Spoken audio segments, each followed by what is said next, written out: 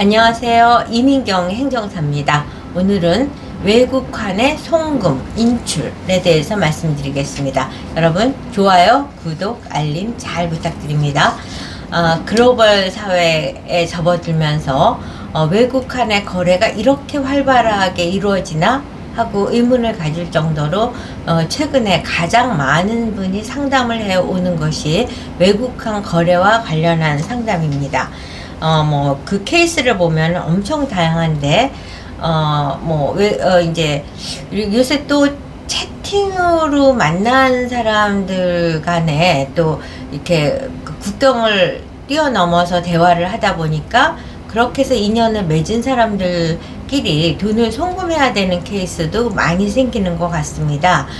그래서 이제 케이스 1 사례를 보면은, 이제 외국에서 여자친구가 있는데 그 여자친구가 미국에서 상속을 받은 게 몇십억, 그 다음에 유럽에서 경제활동을 해서 번 돈이 몇십억, 그 돈을 다 한국에 송금을 하고 싶다, 이런 케이스가 있고, 또 한 분은 이제 한국에서 이제 주식 투자를 잘해서 아이들을 이제 할아버지가 돌아가시면서 상속을 해준 돈을 아이들 통장으로 각각 넣어서 해줬는데 그 주식이 어마어마하게 100% 이상 이제 그 주식이 상종가를 쳐서 그 돈을 인출을 해서 자식들, 해외에 있는 자식들에게 송금을 해주려고 하는데 이제 국적 관계에 이제 또 문제가 있어서 연락을 주신 분, 또 어떤 분은 이제 남편이 중국에서 사업을 하고 있는데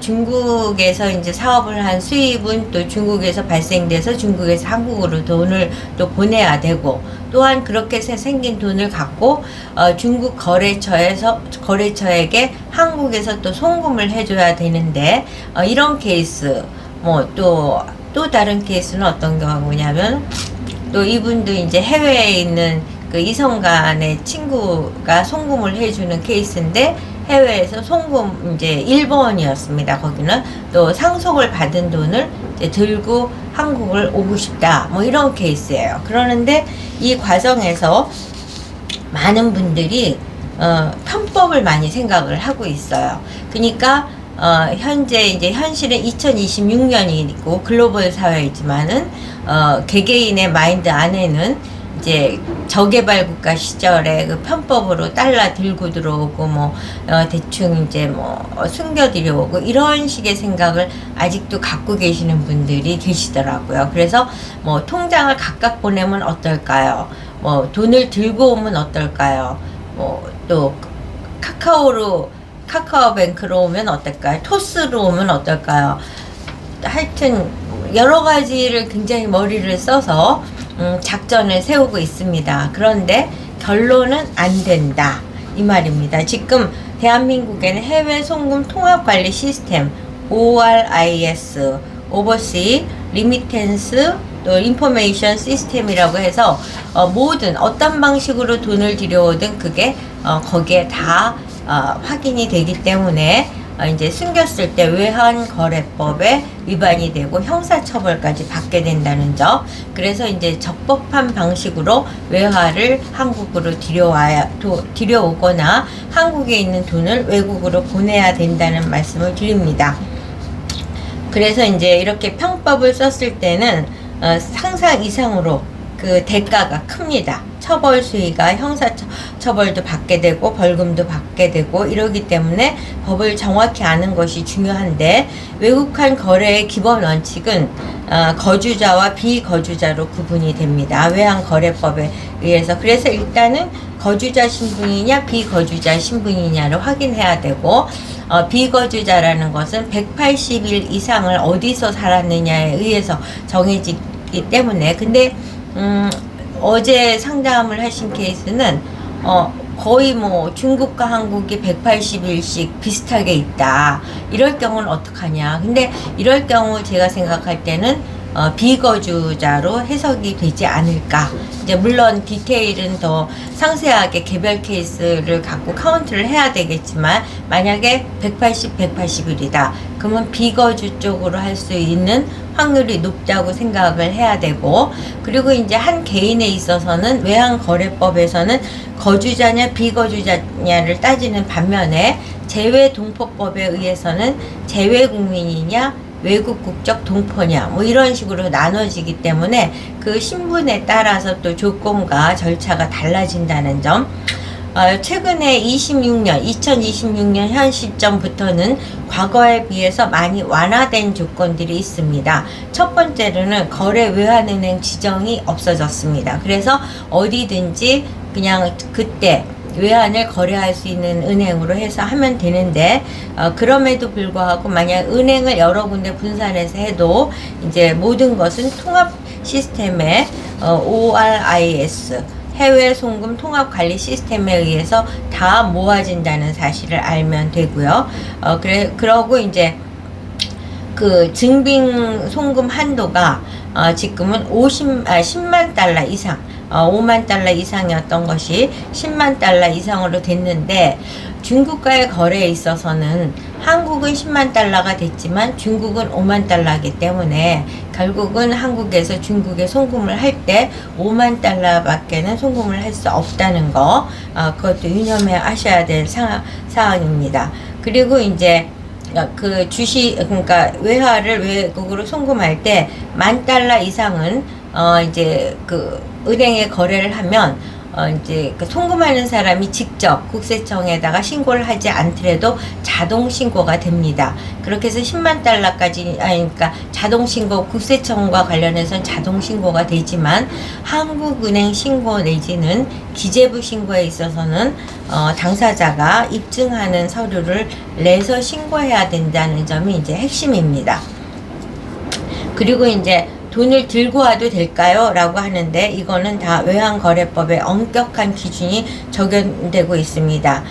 그래서 그리고 이제 돈을 들여올 때 뭐 엔화, 유안화, 무슨 유로화, 원화 여러 가지를 같이 들고 온다. 그래도 그 모두를 합한 걸로 10만 달러를 카운트한다는 점.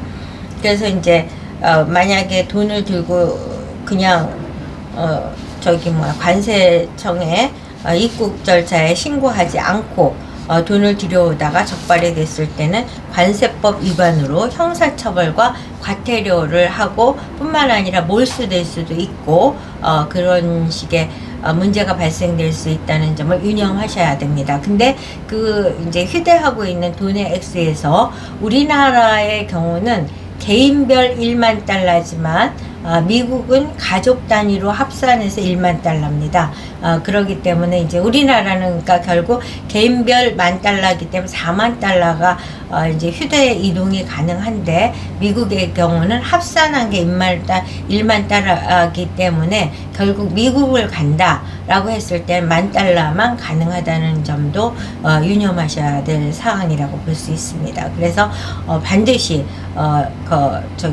휴대해 갖고 외화를 갖고 온다 그랬을 때는 신고를 먼저 해야 되고, 그러지 않았을 때는 압수수색되고 처벌 대상이 되고 몰래 들여올 수 없다는 거. 그 다음에 이제 그 송금이든 인출이든 있어서 그 돈의 출처가 상속이 됐다면 상속에 대한 걸 입증을 해야 되고, 사업을 통해서 얻은 수익이라면 사업에 대한 걸 입증을 해야 되는데, 의뢰인 중에 한 분이 제가 캐나다인가? 하여튼 그 나라에서 돈을 송금을 하는데, 그래서 그 상속을 입증하셔야 됩니다. 그랬더니 그 나라는 상속세 없어요. 뭐 이렇게 편의적으로 말씀을 주셨는데, 가정에서 상속세가 없다 하더라도 상속세가 없게 된 그 법적 근거 내지는 또는 변호사 판정 내용이라든가 국가에서 면세가 됐다는 것을 입증하는 그런 서류가 첨부돼야지 그 해외에서 받은 돈이 상속된 거가 상속세를 다 지불한 정당한 돈이라는 것이 확인이 돼야 됩니다. 그래서 이와 같이 이제 만약에 또 우리나라 재외동포가 한국에 있는 재산을 매각을 했다 뭐 이랬거나 상속 증여했을 때도 마찬가지로 반드시 매각계약서, 상속 증여 증명서 이런 것을 제출해야 되고, 그와 같이 돈을 했을 때 그 자금 출처 확인서를 국세청에서 발급을 받아야지만 그 입증 자료를 내야 송금이 가능하다는 점. 이와 같이 지금 송금, 그러니까 돈이 이제 그 나라를 넘나드는 거죠. 이렇게 입국 절차가 대한민국만 까다로운 게 아니라 세계 어느 나라도 다 까다롭습니다. 그래서 미국, 유럽, 일본, 중국 어느 나라 하나 외환 거래가 자유로운 것은 없다는 점을 유념하시고, 여러분께서 혹시라도 돈을 그냥 들고 가면 안 될까? 뭐 금으로 갖고 가면 안 될까? 코인으로 바꿔가면 안 될까? 뭐 이런 식으로 이제 편법의 머리를 쓰는 것은 결국 처벌을 부르는 생각이라는 점을 유념하시고, 만약에 외환을 거래하기 위해서 송금을 한다든가 송금된 돈을 인출해야 된다든가 이럴 경우에는 이민경 행정사와 함께 컨설팅을 통해서 적법한 절차를 통해서 안심하고 돈을 국경을 넘도록 하시는 것이 최선의 방법이라는 점을 안내해 드리면서 오늘 영상 마치도록 하겠습니다. 여러분 좋아요, 구독, 알림 잘 부탁드리면서 다음 시간에 뵙겠습니다.